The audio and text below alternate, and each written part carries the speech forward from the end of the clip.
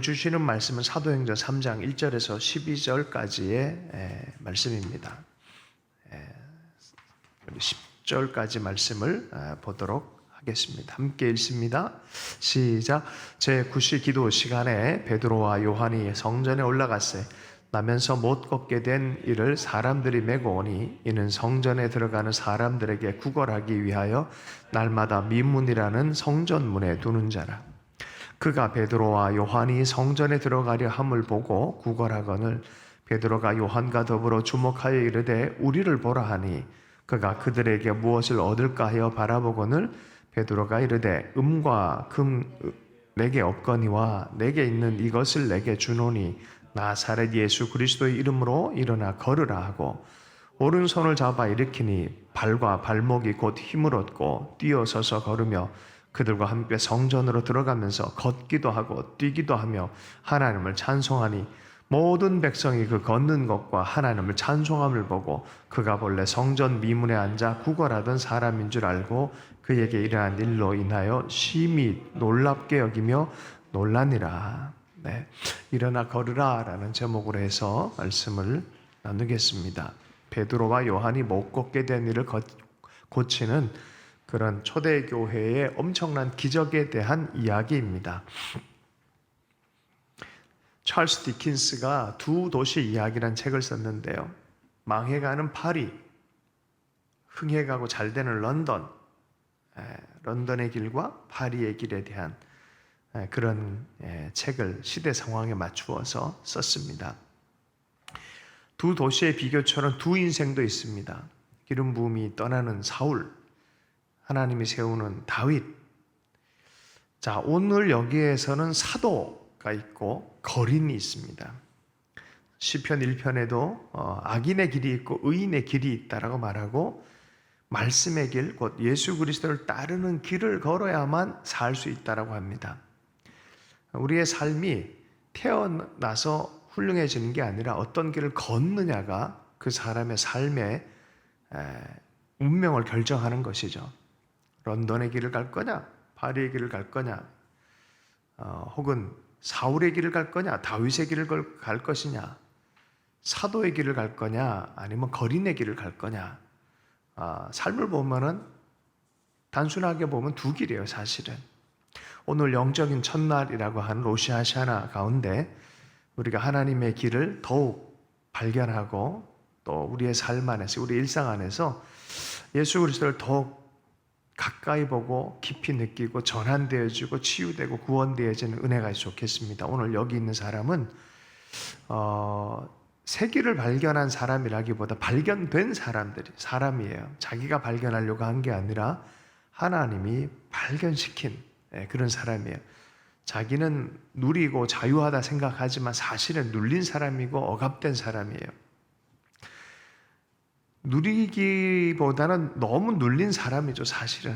그래서 자기 차원에서 태어나자마자 못 걷는 사람이었고 삶이 그런데 어떻게 하겠습니까? 그래서 돈이라도 구걸하며 살기를 결정한 사람이었고 그것 안에서 최대한 목적을 성취하려고 하는 사람입니다. 자, 그런데 오늘 바로 이 사람이 그리스도 예수를 발견하며 삶의 놀라운 기적을 경험하는 사람이 되어집니다. 디트리 보네퍼가 그런 얘기를 했어요. 제자도 없는 기독교는 그리스도 없는 기독교다. 여러분 말이 됩니까? 예수님이 없는 기독교. 기독교가 아니죠. 가짜 기독교입니다. 가짜 기독교. 예수님을 따라서 살지 않으면 가짜입니다. 사실은. 예수님에 대한 확신과 능력으로 채워진 요한이 성령 세례를 경험하고 자기들도 한 번씩 다 도망도 가보고 두려워도 해보고 했는데 이제는 완전히 그 믿음 안에 떳떳해져서 십자가와 부활을 경험하고 정말 세상에는 그렇게 인정 안 되더라도 예수님이 왕의 왕이고 만왕의 왕이고 만주의 주가 되심을 알고 큰 확신 안에 기도하러 들어가는 그런 모습에 바로 이 거린을 보게 되어졌습니다. 오늘 사도행전 사건의 예화처럼 등장해요.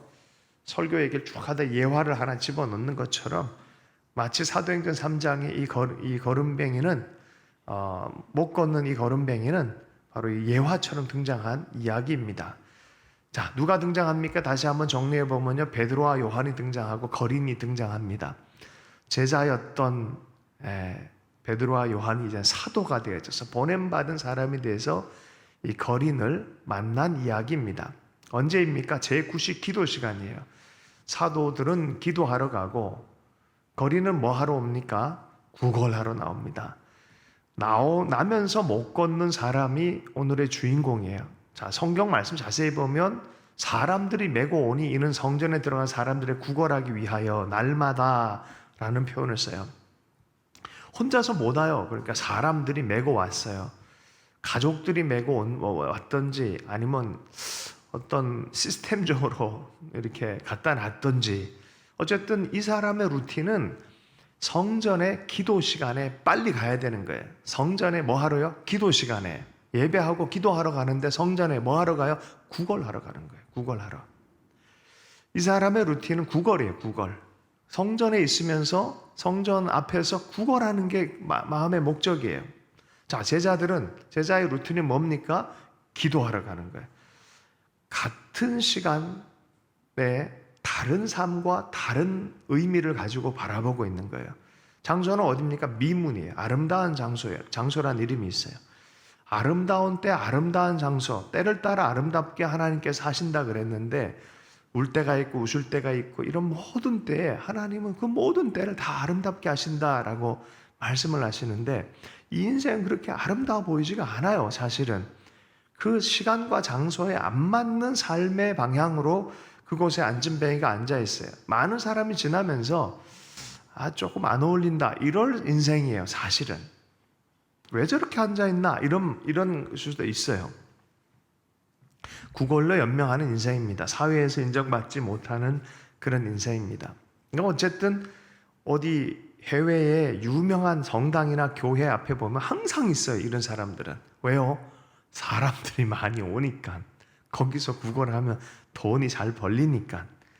이게 완전히, 그죠? 전혀 생각도 못한 인생이 그 거룩한 장소 앞에서 펼쳐지고 있는 거예요. 이 사람의 일상은 다른 사람의 일상과 좀 달라요. 같은 장소, 같은 시간 안에 있는데 다른 일상을 살고 있는 사람이에요.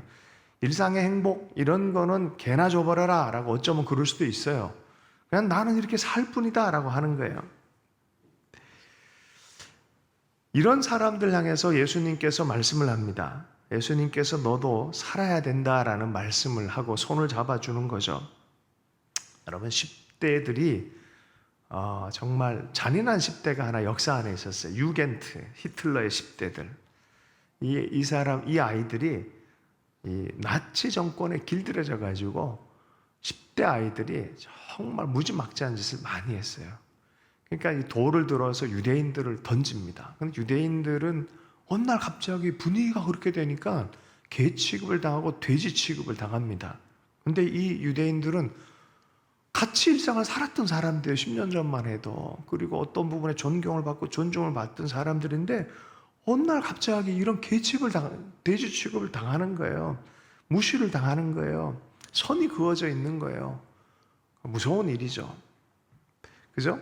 네. 문 밖에서 구걸하는 존재라고 해서 그렇게 해서는 안 되는데, 사람들 마음 안에 선을 딱 그어놔서 저 사람은 구걸하는 사람, 세계가 다른 사람. 제가 어떤 대형교회를 저는 폄하할 마음은 없어요. 너무 훌륭한 교회이기 때문에. 정말 훌륭한 좋은 교회인데 거기서 일하는 사람들에 대한 얘기를 제가 듣고 나서는 이거는 조금 더 마음을 열어야 될 것 같은데, 그 사람들이 일하는 시간이 주일 시간, 일하는 사람들이 주일날에 일을 하니까 어떻게 됩니까? 예배를 못 드리는 것 같이.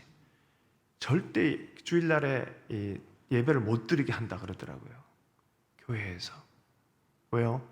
니들은 일의 역할이 다르기 때문이라는 거예요. 이걸 어떻게 해석해야지? 그죠? 우리 모르는 우리의 경건을 위해서 우리의 하나님 나라를 추구한다고 하면서 누군가를 배제시켜 놓고 너는 그냥 구걸이나 해 라고 하는 사람들이 또 하는 마음이 없는지를 살펴봐야 돼요. 사실은 제자들도 과거에 구걸했던 사람이나 똑같죠. 사실은 어느 날 제자들이 다 도망가고 세상으로부터 외면당하고 무시당하고 예수님은 십자가에 못 박히고 제자들은 세상의 찍기 같은 모습으로 바라봄을 당하고 그 나사렛 그 이단의 괴수를 따라갔던 그 인생 아니냐 하고 내몰림 당하고 그랬잖아요, 솔직히. 그리고 나 성령을 경험하고 나서 하나님 앞으로 들어왔잖아요, 그죠? 그 기쁨의 사도들이 질문을 한번 하자고요. 이 구걸했던 사람들을 과거에는 못 봤을까, 사도들이? 사도들도 날마다 어쩌면 성전에 갔어요. 구걸하는 사람도 날마다 그 자리에 있었어요. 그런데 성령 받고 나서는 다르게 보이는 거예요. 이거 뭐가 좀 다르다. 주목해서 보는 거예요. 늘 했던 거고 늘 봤던 사람인데 성령 받고 나니까 이거 뭐야? 주목하기 시작하는 거예요. 네.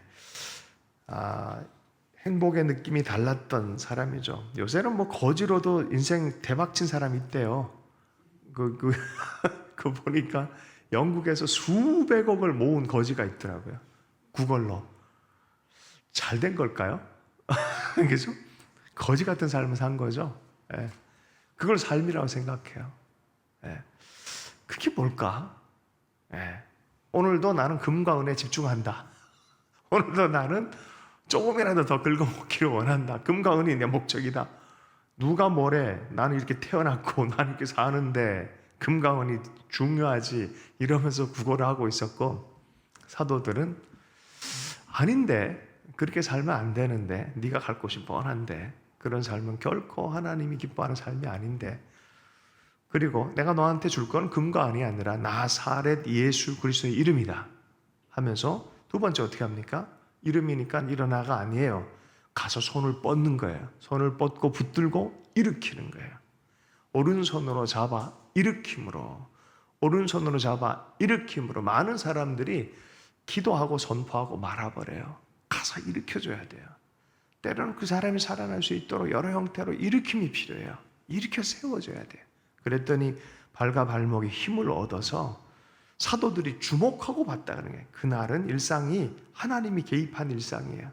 예수의 영 성령이 개입한 일상이에요. 그래 알고 있었던 거예요. 그래서 주목해서 나사렛 예수의 이름을 너에게 주겠다. 많은 사람들이 되게 자기 삶을 좀 살아보려고 자꾸 돈을 추구합니다. 자기 삶을 회복해 보려고 명예를 추구해 봅니다. 자기 삶을 정말 좀 뭔가 의미 있게 해볼 인기를 추구합니다. 아니에요. 그걸로 회복되지 않습니다. 하나님의 사랑이 채워지지 않는 이상은 절대로 인생은 회복되지 않습니다. 카테고리가 달라요. 카테고리가 다른 걸 자꾸 엉뚱하게 해요. 농구장에 있으면서 자꾸 축구를 잘하려고 애를 쓴다. 말이 안 돼. 카테고리가 다른 곳에 있는 거예요. 사도들은 그걸 알고 있잖아요. 야, 너 그렇게 하면 안 된다. 너 예수 그리스도 앞에 나와야 된다라고 말하는 거예요. 그래서 이것을 내가 성령을 통해서 너에게 전달해주고 싶다. 예수님, 네 삶이 예수로 품어야 네 몸도 살아나고 삶도 살아나고 일상도 살아나고 네 운명도 살아난다라고 말하는 거예요. 그죠? 과거의 습관적 구걸의 직업 정신으로 뭐 좀 더 얻어낼까 하면서 다르게 좀 더 주십시오. 뭐 이런 눈으로 손과 포켓으로 봤을 거예요. 사도들의 손과 저 주머니에서 뭐가 나온 거 봤는데 그게 나오질 않고 예수의 이름이 나오는 것이죠. 손을 잡아서 일으킵니다. 많은 사람들이 무시했었고 많은 사람들이 그냥 돈을 줄 때도 그냥 돼지에게 뭔가 던져주는 정도의 자기 신앙적인 어떤 멋짐에 대해서 자극받아서 그냥 던져줄 뿐이죠. 그죠? 근데 이 사람은 그걸 이용을 해서 그냥 그걸만 할 뿐, 이게 삶이지라고 생각했던, 자기 일상을 그렇게 생각을 했던 사람인데 이게 웬걸? 발목과 발에 힘이 나는 거예요. 그리고 뛰기 시작하는 거예요. 내가 걸을 수 있네라고 생각하는 거예요. 갑자기 이제는 그 성전이 더 이상 구걸하는 장소가 아니라 하나님을 찬송하는 예배의 장소로 자기에게 다가온 거예요. 자기도 성전에 드디어 들어갑니다. 장애인 특별히 여성들 이게 다 이제 구획돼 있어요. 못 들어가는 영역이 있어요. 이 사람이 드디어 구걸자에서 문 앞에서 성전 안으로 들어가서 주님을 예배하기 시작합니다. 찬송하기 시작. 나도 일상을 살아갈 수 있네. 나도 하나님께 예배할 수 있네. 나도 기쁨으로 살 수 있네라는 일상의 회복이 되어지는 거죠. 갈매기의 꿈이라는 소설을 보면은 갈매기의 꿈, 조나단 리빙스턴 시걸이 갈매기잖아요. 조나단 리빙스턴이라는 이름을 가진 갈매기. 썩은 물고기를 먹고 사는 동료 갈매기들에게 야, 그게 우리의 삶이 다가 아니다라고 하면서 높이 오를 것에 대해서 얘기를 합니다. 썩은 물고기로 끝내지 마라. 높이 올라가라라고 말합니다. 그래서 아주 멋진 문장이 하나 남아 있잖아요. 높이 나는 새가 멀리 본다. 뭐 그런 얘기가 있습니다. 높이 쫙 올라간 그 위에 금빛으로 빛나는 다른 갈매기들이 있는 걸 봤어요. 이 갈매기가. 자, 그걸 보고 경험한 있다. 너도 그렇게 날 수 있다라고 말하는 거죠. 마치 그런 것처럼 사도들이 끄집어서 같이 예배의 장소로, 그건 구걸의 장소가 아니라 예배의 장소다라고 말하면서 예배의 장소로 데려오는 거죠. 사도들의 얼굴 보면서 성령의 전이가 아마 나타난 것 같아요. 그리고 강력한 믿음, 일어나면 되겠다는 사도들의 마중물과 같은 믿음으로 말미암아 예수 그리스도 안에 있는 생명의 믿음의 길이 확 나기 시작하면서 이 사람에게도 큰 믿음이 생긴 거예요. 일어나 보니까 낫게 된 거예요. 걷기 시작하는 거예요. 뛰기 시작하는 거예요. 그리고 드디어 찬송하기 시작합니다. 여러분, 인생은요, 찬송해야 돼요. 인생 전체의 목적은 찬송입니다. 사람들이 막 누가 붙잡냐면은 바로 사도를 붙잡은 게 이 나은 사람 잡아서 이게 당신들이 날 낳겠습니다. 잡아서 솔로몬 그 각 쪽에 이제 다 사람들이 모이게 되어진 거예요. 그랬더니 사람들이 우와 하니까 이렇게 얘기합니다. 네, 낫게 한 건 우리가 아니다. 우리 경건 우리 능력이 아니다. 하나님이 너를 낫게 하셨다. 하나님을 주목해라. 예수님을 주목해라라고 말하는 것입니다. 사도들이요, 하나님을 알았어요. 경험했어요. 그리고 자기 삶 속에서 그리스도께서 어떻게 일하는지를 알았어요. 그리고 즐거움으로 기도함으로 삶을 어떻게 바라보는지 알았어요. 하나님께 붙어 있고 늘 기도 시간 가운데 나아가기 시작할 때 예전 일상과 지금 일상이 확실히 달라졌어요. 사도들 똑같은 일상인데 달라졌어요. 주님과 더불어 사는 것이 어떤 건지를 이해하기 때문에 사도행전 2장의 폭발적 성령의 역사, 2장 말에는 교회 안에 천국과 같은 역사, 그리고 예화와 같이 이 3장에 이게 뭔지에 대한 구체적 예화를 여기다 집어넣은 거예요. 성령의 역사는 이런 거다. 이게 진짜 삶이다라고 말하는 거예요. 여러분, 성령에 이끌려 살 수 있길 축복합니다. 기도하고 찬송하며 살 수 있기를 원합니다. 마지막으로 제가 예전에 유년부 사역을 했던 교회에서 초등학교밖에 못 나온 집사님 한 분이 안수 집사 이 선거에 이렇게 올라간 거예요. 다 쟁쟁한 분들이 좀 규모가 되는 교회인지라 쟁쟁한 분들이 다 올라갔는데 자기는 못 배운 사람이고 정말 그렇게 교회를 잘 섬기고 싶은 마음이 있고 늘 금요일마다 이 부족한 전도사 위에서도 그 가족 전체가 철야하러 올라가고 막 그랬어요. 기도를 그렇게 해주시니 제 사역에 얼마나 열매가 있었겠습니까? 지금 생각해도 그분이 참 열매가 많으시겠다. 하나님 기뻐하시겠다. 이런 생각인데 마침 제가 유년부 설교에서 이 설교를 했어요. 이 설교. 구걸하던 사람이 성전 안에 들어가서 일어나 걸어라 애들한테 막 시키고 할렐루야. 뒤에 앉은 저기 집사님이 그냥 자기도 소리를 하더니 막 한전에 그날은 기도를 했어요. 그리고 오후에 갑자기 저를 꼭 껴안으면서 전도사님! 왜요? 안수 집사 이게 된 거예요. 이게 그게 그렇게 좋으셨던 거야. 너무너무 좋아가지고 막 울기까지 막 이렇게 하고 감동스러운 안수 집사 분이겠습니까? 우리 인생이 그렇죠. 하나님이 초대하는 것은 깊은 차원의 하나님의 품으로, 또 예배의 장소로, 또 우리 민족도, 우리나라도, 우리 가정도, 우리 개인도 더 깊은 차원이죠. 우리로 하여금 찬송하게 하시는 하나님의 초대입니다. 성전은 예배의 장소입니다. 그곳에서 하나님을 만나야 되는데 왜 그렇게 구걸하며 살기를 하나님 그걸 원하지 않습니다. 그러니 하나님이 원래 일상을 돌이키는 분이에요. 일상을 돌이키는 하나님입니다. 인생에 병이 들 때가 덤덤할 때 그냥 대충 아닌데 정상으로 생각하세요. 살아가는 거 아니에요. 찬송을 회복해야 돼요. 기도를 회복해야 돼요. 예배를 회복해야 돼요. 어떤 자매님이 죽어가는 예, 이제 아들이 죽었어요. 죽었는데 뭐 그냥 너무너무 우울해지고 싶은데 꿈에 아들이 갑자기 나타나서 이리로 오라. 엄마 이리 와 이리 와 그러니까 아들이 부른다 그러고 막 밖에 나가서 아파트 뛰어내리려 막 이러니까 남편이 놀라가지고 뭐 잠옷 차림에 가서 껴안고 막 달래도 정신이 혼돈해진 거예요, 이 자매가. 그막 끌고 데리고 그냥 아파트 있으면 안 될 것 같아서 데리고 밑으로 내려간 거예요. 그리고 차 타고 밖으로 이렇게 맨발로 막 진짜 가가지고 어디서 위로를 하려 하는데 보니까 교회가 이렇게 있는 거예요. 거기 들어갔어요. 근데 새벽까지 그냥 아내를 달래고 또 함께 있고 막 이런 도중에 교회에 아침에 새벽 예배 나왔더니 목사님들이 뭐 이상한 장면이잖아요. 얼마나 놀라세요. 교인들과 하면 놀라가지고 이거 어떡하지 이런 찰나에 사연을 들어본적 그런 사연인가 알고 잘 왔다고 목사님. 마침 이 목사님이 자살자 가족 위로하는 그런 사역을 하는 분이셨어요. 그래가지고 연결을 딱 시켜줘서 지금 아주 회복되어진 가정으로 정말 얼굴이 너무너무 평상에 정말 하나님의 삶에 대해서 이렇게 즐거워하고 그런 삶을 살아간다는 거예요. 하나님은요 우리의 일상 안에 일상을 회복하길 원하세요. 정상적 일상에서 하나님 앞에 일상을 회복하는 거예요. 제가 그걸 가만 듣고 그런 얘기를 듣고 생각해 보니까 하나님 손길이다. 하나님 손길. 어떻게 그렇게 멀리 이렇게 갔는데 어떻게 또 그 자리에 정확하게 가느냐는 거예요. 형제가 또 기도하는 그런 또 이렇게 예전에 신앙이 있었던 사람인가 봐. 그래서 어쨌든 교회 안에 들어와서 그러한 역사가 일어났다라는. 하나님은 일어나서 걷게 하시는 분이십니다. 걸어갈 수 있는 여러분 되기를 또 혹은 사도처럼 누군가를 끄집어내서 함께 걷게 하는 그런 삶을 살아가기를 축복합니다. 주신 말씀부터 기도합니다. 하나님 아버지, 우리의 삶이 누군가를 일으키는 삶이 되게 해주십시오. 우리의 삶이 하나님 아버지 또한 구걸하는 인생처럼 무너져 있는 삶이 있다면 다시 일으키며 예배의 자리, 기도의 자리, 하나님을 아는 자리로 나아갈 수 있도록 역사해 주시기를 간절히 기도합니다.